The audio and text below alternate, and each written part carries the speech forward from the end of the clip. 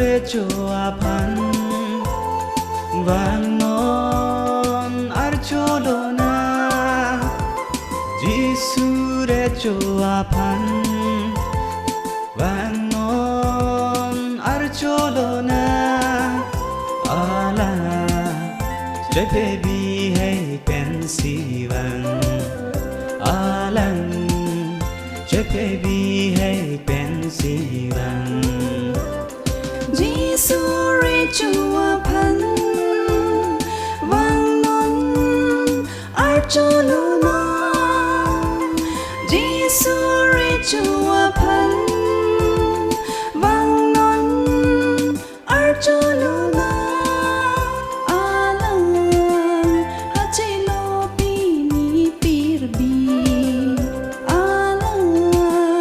hachelo pini pirbi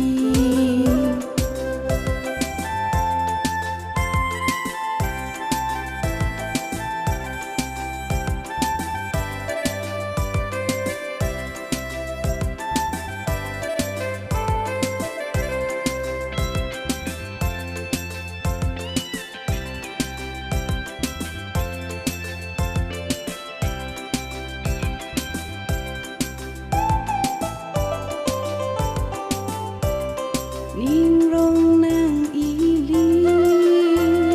Giêsu si pe chok chi si ning che o si ha che lo pi li pe vi Ning rong nang ili Giêsu si pe chok chi si ning che o si ha che lo pi li pi vi Sining te kla tung Ning rong alung kilun Ning rong alung kilun Eseng pansani Eseng pansani Giêsu re choa pan vang non ar cholona Giêsu re choa pan vang non ar cholona ala trái baby hay pensi vang alang trái baby hay pensi vang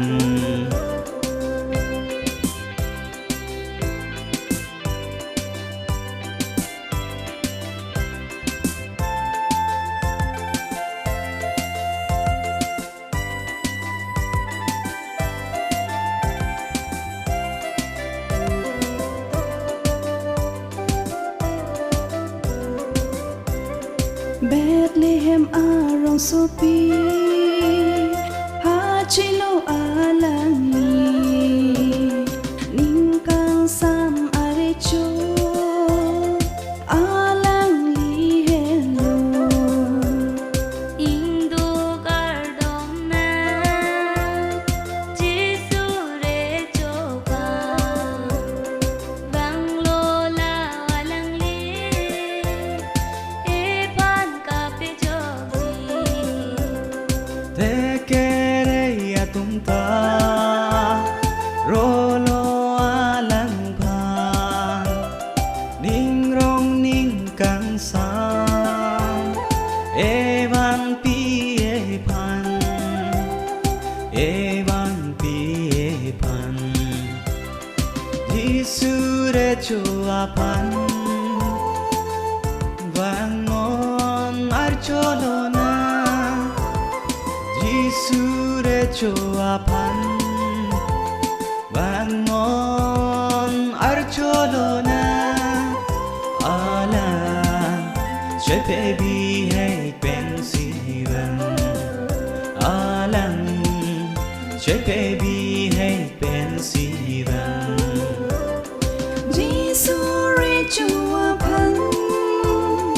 vang non ar cholo